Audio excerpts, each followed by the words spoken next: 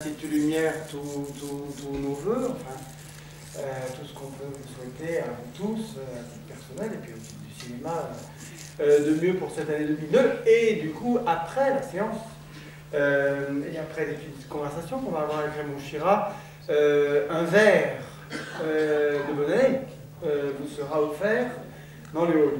Oui, il y en a qui font. Genre, c'est pas tous les jours. Mais justement, c'est la nouvelle année. Bon. La dernière fois qu'on s'est vu dans cette salle, c'était avec Henri Verneuil, et comme vous le savez peut-être, il est mort cet après-midi d'une crise cardiaque. Et on s'était bien amusé avec lui pendant 3 jours. Et on se dit que parfois, alors, prenons-le avec humour, la période se rapproche, parce que Mankiewicz était mort 3 mois plus tard.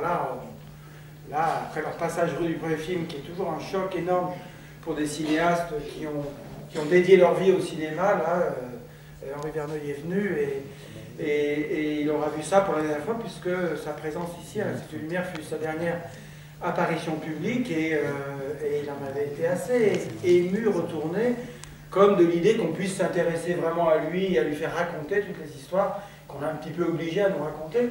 Et dans les cinémathèques, on a un peu tendance à dire il est important de faire parler les gens avant qu'ils ne disparaissent. Et on le dit, on ne le dira plus, parce qu'il y a comme une sorte de malédiction comme ça qui s'abattrait là-dessus. Mais évidemment, on est assez triste de ça. On pensera particulièrement à lui pendant ces 2 jours consacrés, ces 2 jours et demi consacrés au cinéma français.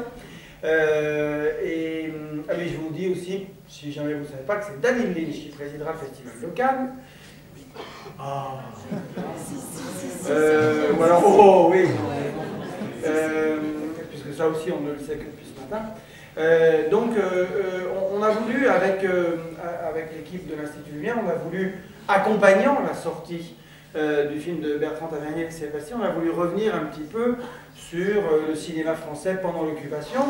D'abord parce que c'est un petit peu notre rôle que de visiter l'histoire du cinéma, que de montrer ça. Presque d'ailleurs les cinémathèques, l'Institut Lumière faisait ça régulièrement, plus régulièrement en tout cas qu'on ne le fait depuis quelques années, que d'aller montrer ces grands classiques ou ces choses un peu plus rares du cinéma français des années 40. Là, la sortie du film de Bertrand nous en donnait un petit peu l'occasion, et puis aussi parce qu'on a parmi les gens qui nous accompagnent, Raymond Chira, que vous connaissez, pour la plupart d'entre vous, qui vit à Lyon, dont la bibliothèque de l'Institut Lumière porte le nom parce qu'il a accompagné Bernard Charder lors de l'émergence de cet endroit, et puis il a écrit de nombreux ouvrages, dont d'ailleurs un ouvrage chez Hatier, le cinéma français des années de guerre, que je disais tout à l'heure, et dont le film phare de la période était précisément Le Corbeau.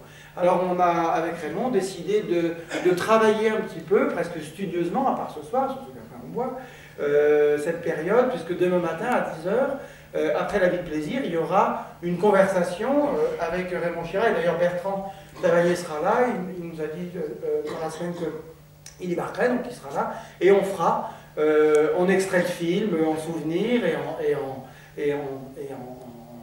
érudition d'historien, une petite visite à la Continentale, à ce cinéma français des années 40. Je vous annonce un changement de programme. Malheureusement, on ne pourra pas voir La Main du Diable demain soir. La copie nous a été retirée très mystérieusement dans la semaine. Donc ce sera Le Ciel est à vous de Jean Grémillon, on n'y perd pas, parce que c'est aussi un beau film, pas de la Continentale, mais qui vient d'ailleurs. Je vous redonne rapidement le programme. Donc demain, La vie de plaisir à 10h, et puis pour ceux qui ne voudront pas se lever, la conférence Conversation, c'est à 11h30. À 14h30, Cécile est morte de Maurice Tourneur. 17h30, Lettres d'amour de Claude Autant-Marin. Donc La Main du Diable, malheureusement, est annulée, puisque donc ce sera Le Ciel est à vous. Et puis alors, on avait prévu, dans une sorte d'allégresse et d'euphorie, il y a 1 mois et demi, de montrer les 2 films de Jean Devers. À l'époque, il y avait encore une bonne ambiance. La Dame d'Onzeur et La ferme des 7 péchés. Raymond Chira nous a annoncé qu'il boycotterait, donc il ne sera pas là pour présenter ses films de rage à l'égard de Jean Devers, ce que je respecte, mais moi, service, je serai là, bon, pour présenter en tout cas les films, mais dans le week-end on aura l'occasion en tout cas de vous redire. Je vous dis juste un mot d'ailleurs, cette polémique a éclaté chez Jean Devers est un peu un genre de tissu de mensonge quand même, puisque nous-mêmes, l'Institut Lumière, on est très très en cause et que on attaquera sans doute Jean Devers devant la justice pour, comment vous dire, parce qu'il vient ternir notre réputation, disent les avocats. En tout cas, on fera un petit coup de semonce parce que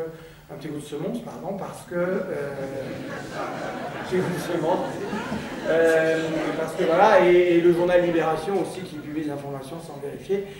Avant d'appeler Raymond Chira, je voudrais qu'on salue la présence dans la salle de quelqu'un qu'on aime beaucoup, qui est un grand comédien du cinéma français, qui nous fait le plaisir d'être là, monsieur Pierre Trabeau.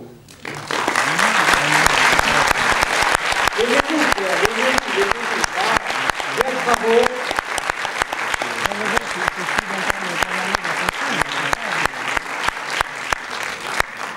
Et donc, merci d'accueillir Raymond Chira.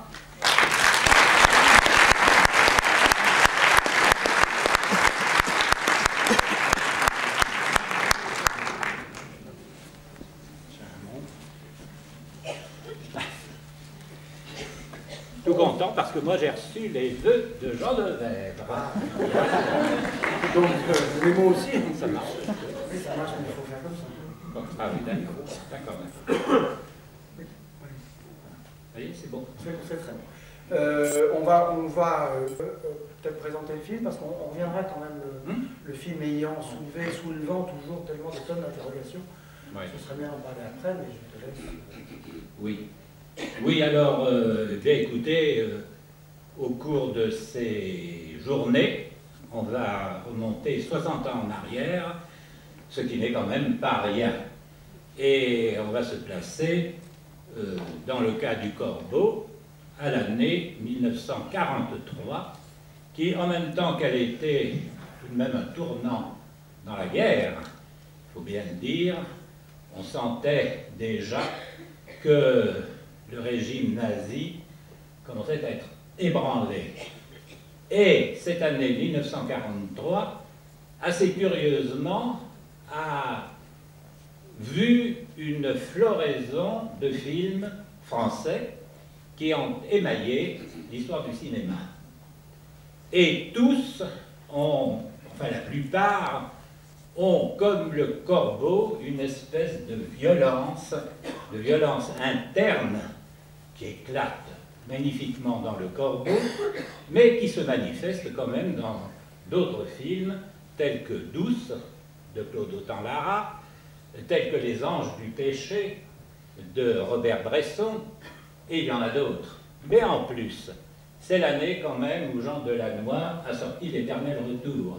C'est l'année où Marcel Carné a commencé Les Enfants du Paradis, dont le tournage a quand même été assez loin. C'est l'année aussi où Mireille Millon tourne à Lyon, non loin de Lyon, à Bron, Le ciel est à vous, qui est un bon choix finalement pour remplacer La main du diable, car, comme vous le savez sans doute, une polémique a éclaté pendant l'occupation opposant Le Corbeau et Le ciel est à vous. Le Corbeau étant considéré comme un film ultra allemand, on peut dire, d'inspiration allemande, tandis que Le ciel est à vous exaltait certaines vertus françaises. Et puis alors, on peut dire aussi qu'il y a eu quand même quelques films par-ci, par-là, qui avaient le mérite de l'originalité. Il y a eu par exemple Adieu Léonard, des frères Prévert, une fantaisie telle qu'on n'en a jamais revu d'autres. Il y a eu le film de Sacha Guitry, peu connu, qui s'appelle Donne-moi tes yeux, et qui donne, lui, un reflet tout à fait véridique de ce qu'était la vie à Paris en 1943. Il y a cette séquence célèbre où les gens sortant d'un cabaret, car mon Dieu, il y avait une certaine élite qui allait sabler le champagne, peut-être avec les Allemands, mais en sortant, ils tombent dans les ténèbres les plus profondes, et on les voit dialoguer avec une lampe de poche à la main qui éclaire le trottoir pour suivre leurs pas. Et puis, je dois dire aussi qu'il y a un film dont il faut parler, c'est le seul film où le poète Robert Desnos a écrit le scénario, c'est Bonsoir mesdames, bonsoir messieurs, qui est une satire charmante des milieux radiophoniques. Le pauvre Robert Desnos ne l'a jamais vu, car il a été déporté et il est mort, non pas en Allemagne, mais il est mort rapatrié, mais des suites de son internement. Alors pour en revenir à ce corbeau a éclaté au mois d'octobre 1943. Et au départ, je ne pense pas que les critiques du temps, et même les spectateurs aussi, aient saisi toute la portée du film. C'est-à-dire que la Continentale, puisque la Continentale était, on parlera de la Continentale, je pense, demain plus longuement, avait fait toute une série de films policiers, notamment des films extraits des romans de Simenon ou des romans de Stanislas André Stemann. Et notamment Clouseau, pour ses débuts de metteur en scène, avait fait L'Assassin habite au 21, film avec Pierre Freinet, très bien fait, très alerte, très amusant. Et on a cru que sous l'enveloppe policière du film de Clouseau, Le Corbeau, qui s'était d'abord appelé d'ailleurs, non pas Le Corbeau, mais ça aurait dû alerter les gens, ça s'appelait Maladie contagieuse. Pourquoi?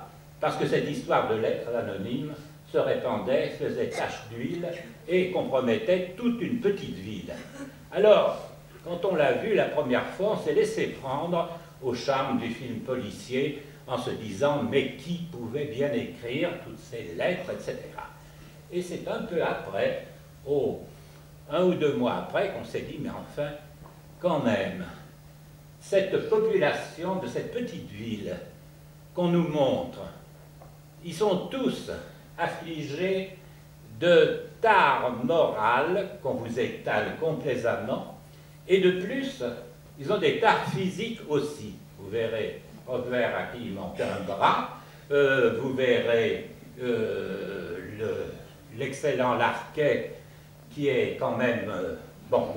vous connaissez tous le film, vous savez comment... Non, pas du tout. Qui n'a jamais vu le film, justement? Oh, mais c'est formidable, vous allez faire des découvertes, alors là, je ne vous en dirai pas. Je ne vous en dirai pas plus, je vais m'arrêter, ça sera très bien. Et puis, il y a... Parce qu'il y a eu 220 films pendant la période, et Raymond vous les fait dans l'ordre. Oui. Exactement. Exactement. Non, mais enfin, vous verrez quand même que c'est un film extrêmement âpre, extrêmement violent, et vous pouvez vous dire une chose en tout cas, c'est que s'il n'y avait pas eu la Continentale, jamais ce film n'aurait été tourné.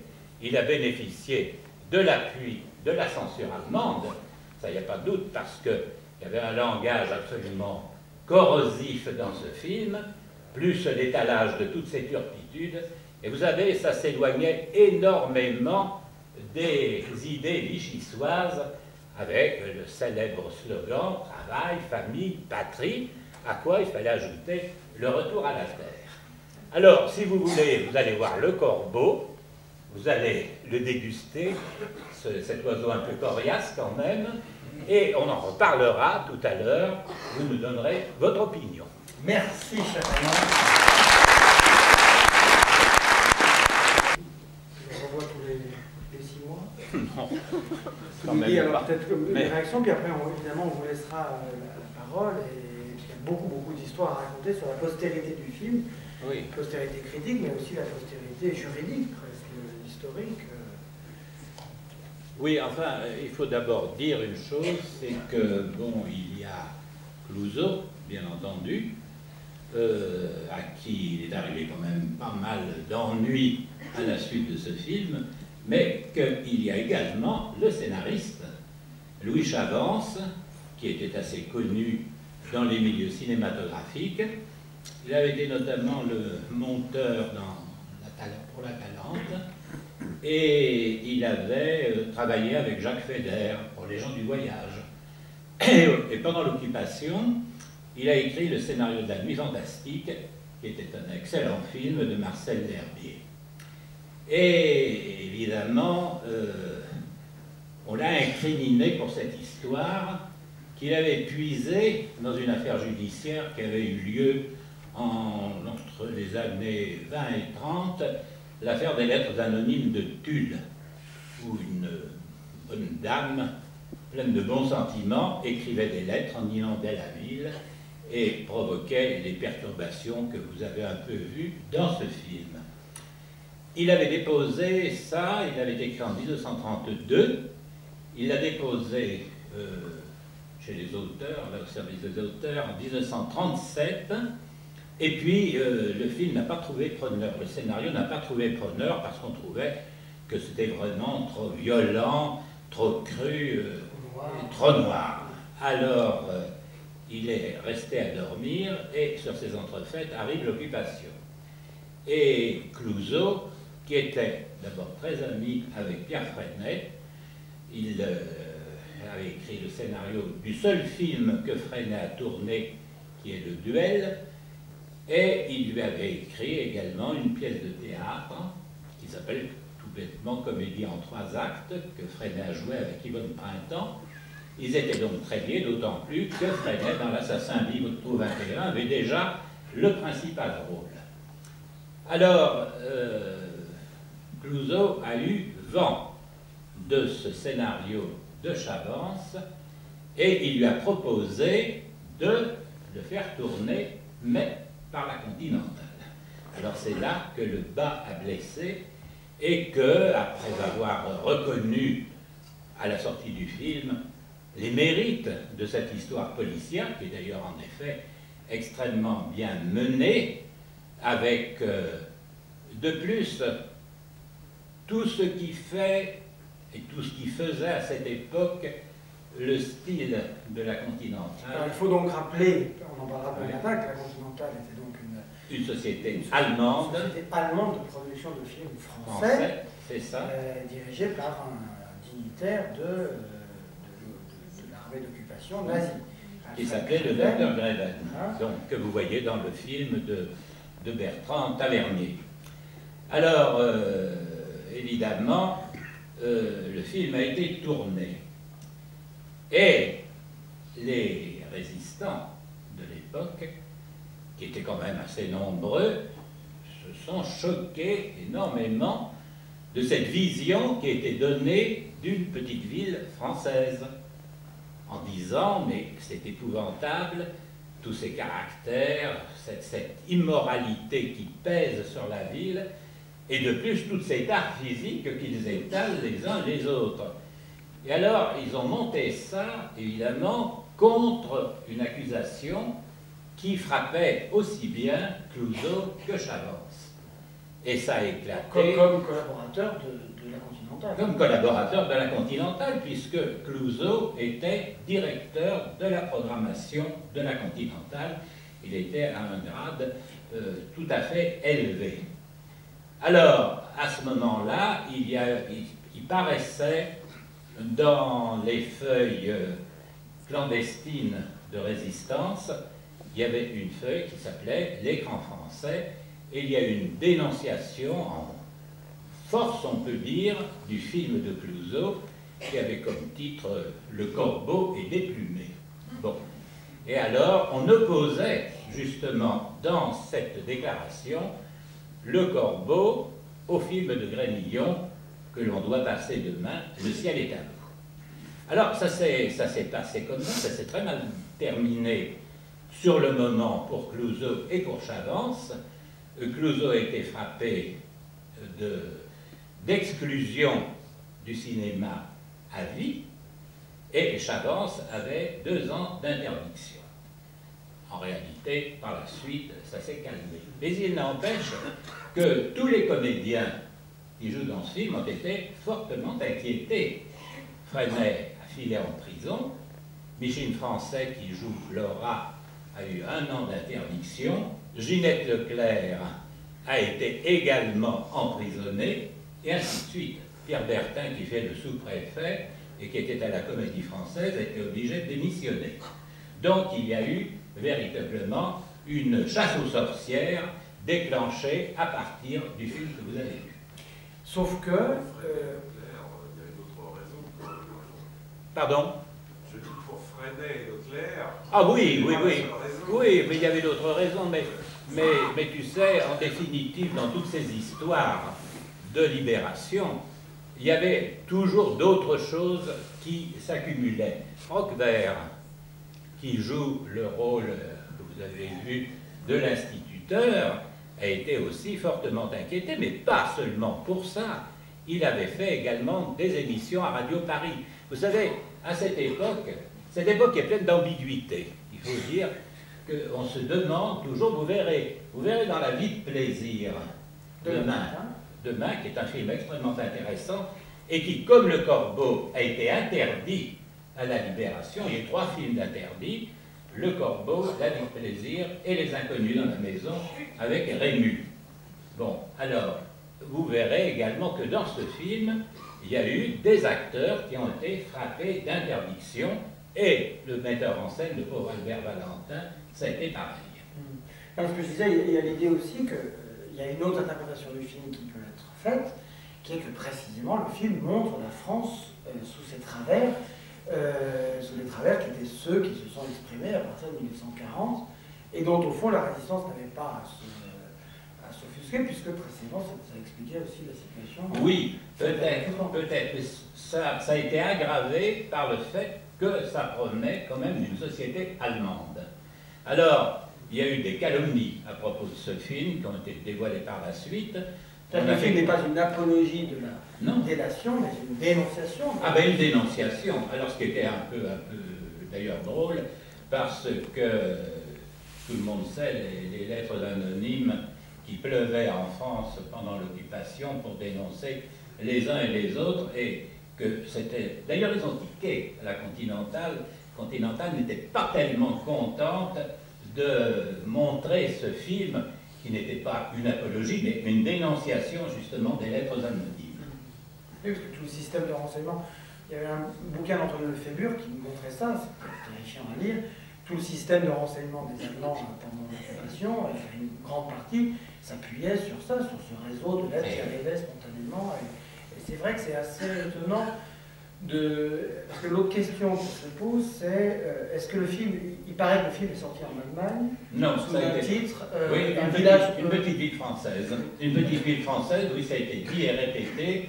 Georges Sadoul s'en était fait tout à fait l'interprète, il était tout à fait opposé à la Continentale, à ses acteurs et à ses réalisateurs, donc il a pris ça argent comptant, mais il a été ensuite prouvé que jamais le film n'avait passé en Allemagne. En revanche, il paraîtrait qu'il a passé dans des pays satellites comme la Tchécoslovaquie, enfin la Tchécoslovaquie qui était déjà prise par l'Allemagne, mais la Roumanie par exemple. Alors, enfin tout ça a aggravé, et au bout d'un moment, ils sont repassés, Chavance et Clouzot, devant une commission d'épuration.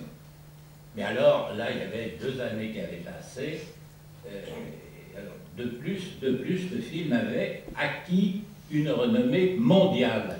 Et du fait qu'il avait été interdit, les gens étaient tout à fait curieux de le voir. Oui. Ce qui fait que l'interdiction, finalement, a été levée. Mais tu montres dans ce petit bouquin qui est complètement épuisé, que vous trouvez chez les bouquinistes, que Le ciel est à vous, qu'on verra demain soir, était considéré par la résistance comme un film idéal, montrant en effet une France joyeuse, dynamique, etc. Mais que quelques années plus tard, c'est le contraire, qu'il y a eu un retournement, on en reparlera demain, mais que Le ciel est à vous fut finalement considéré aussi comme un film qui se faisait un petit peu l'écho de la France des villages et de la campagne, et du travail. Oui, on a même dit que c'était un film carrément pétainiste, ça c'est vrai, mais vous savez, je le répète, cette époque, c'est l'époque des ambiguïtés. Alors, on peut retourner les situations d'une façon ou d'une autre. Enfin, il n'en reste pas moins, et ça, je n'en démordrai pas quand même, que ce film provenait d'une société allemande. Moi, le principal grief qu'on peut lui faire, c'est ça.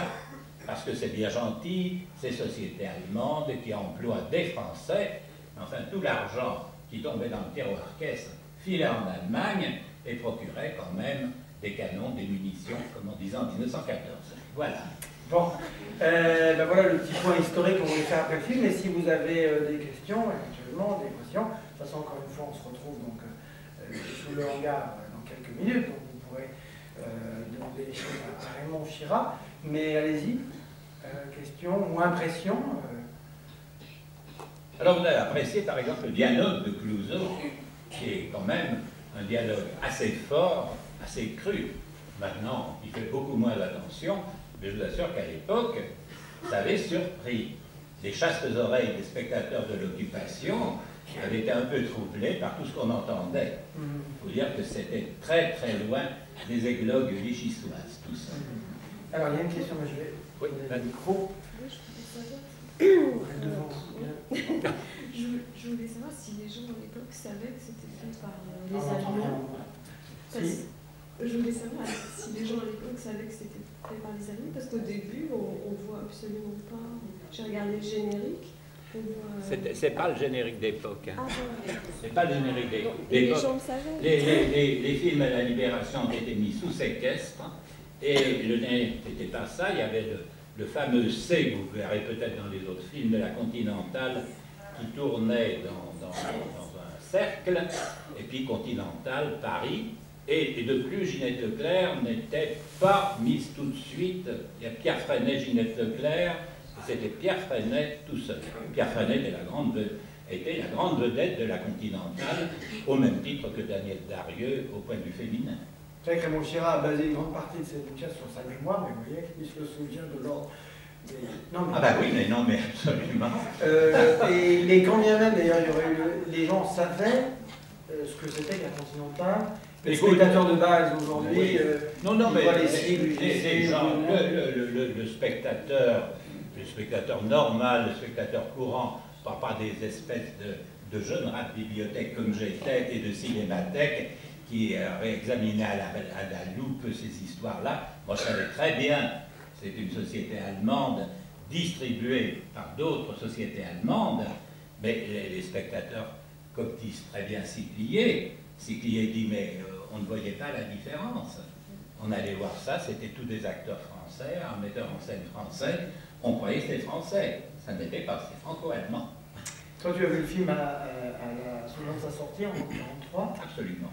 Et alors, quelle a été ta réaction? Parce que tu dis aujourd'hui, un film magnifique, mais produit par les Allemands. Ce fut ta réaction. Mon cher ami, ça n'a jamais varié, moi. Quand la Continentale a été créée et que les premiers films ont paru, je me suis dit, mon Dieu, j'avais 18 ans. Je me suis dit, mon Dieu, qu'est-ce qu'on va voir comme acteurs qui vont se précipiter pour tourner ces films allemands? Et j'en avais tenu de longues listes, et je dois reconnaître une chose. Il y a deux points. Il y a les vedettes. Bon, les vedettes, vous savez, si elles restent 6 mois sans tourner, on les oublie. Alors, quand on leur a proposé les contrats de la Continentale, maintenant on parlera plus longuement de la Continentale et comme ça se passait, elles se sont précipitées, enfin pas toutes, mais enfin certaines. Donc Pierre Freinet, Darieux, Harry Bor, Rému même, Albert Préjean, bien entendu. Et alors celle-là, bon, elle savait ce qu'elle faisait. On ne pourra pas me faire croire qu'elle ne voyait pas qu'elle travaillait pour une officine allemande. Non, absolument pas. Mais il y a toute la partie des seconds rôles ou des troisièmes rôles. Or, il n'y avait plus de production en France depuis le mois de juin 40.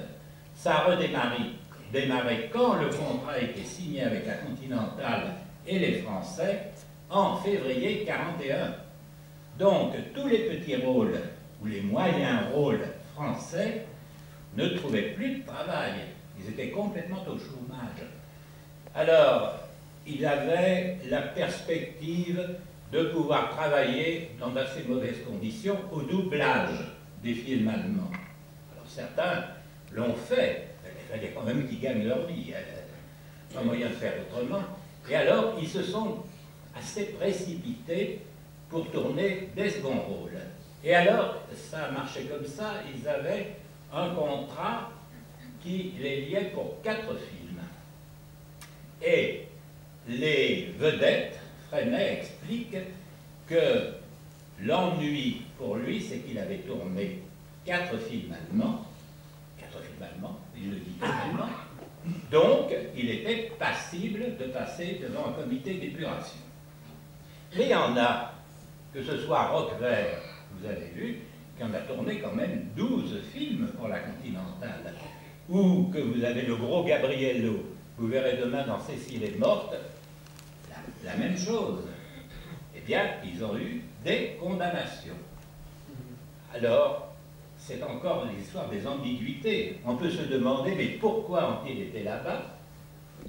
Ils avaient besoin de gagner leur vie. Est-ce qu'on en a tenu compte tellement au moment des procès? Oui, oui, et puis bon, on parlera, oui, parce qu'on parlera aussi, en plus il y aura, on a pris, ce sera en vidéo, mais beaucoup d'extraits de films pour que ça puisse faire un espèce de paysage et un portrait assez complet des comédiens et des films de l'époque, mais il y a aussi la question que pose d'ailleurs le film de Tavernier, c'est-à-dire que être condamné dans le cinéma pour épuration pour avoir travaillé pour la Continentale et par exemple un film comme Le Corbeau, est-ce comparable à être condamné pour fait de collaboration lorsqu'on a travaillé par exemple à Je suis partout ou qu'on a écrit explicitement des choses. Exactement, mais d'ailleurs Tavernier dit une chose très très bien, moi je trouve dans les interviews qu'il a, qu'est-ce que j'aurais fait, dit-il, moi, à cette époque? Je me serais trouvé devant un véritable cas de conscience. Est-ce que je peux continuer à tourner pour les Allemands, mais en employant des Français, en les sauvant du chômage et en étant persuadé, c'est ce que son film d'ailleurs démontre, qu'il poursuivait quand même un but de maintenir le cinéma français, même avec des capitaux allemands, à un certain niveau. Bon, alors on laisse ce commentaire qui est presque une question. On se retrouve, je voudrais qu'on remercie Raymond Girard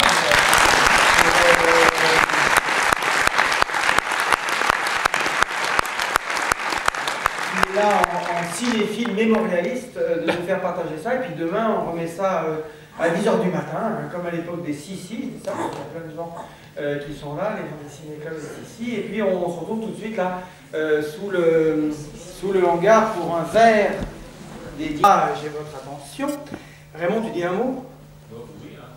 Un, voire deux, bonjour déjà, oui. Et puis un mot, puisque de toute façon, on aura l'occasion évidemment de revenir et sur le film et sur tout le reste, parce que je rappelle que juste après cette séance, en enchaînement, on installera les micros et une table, et Raymond, ainsi que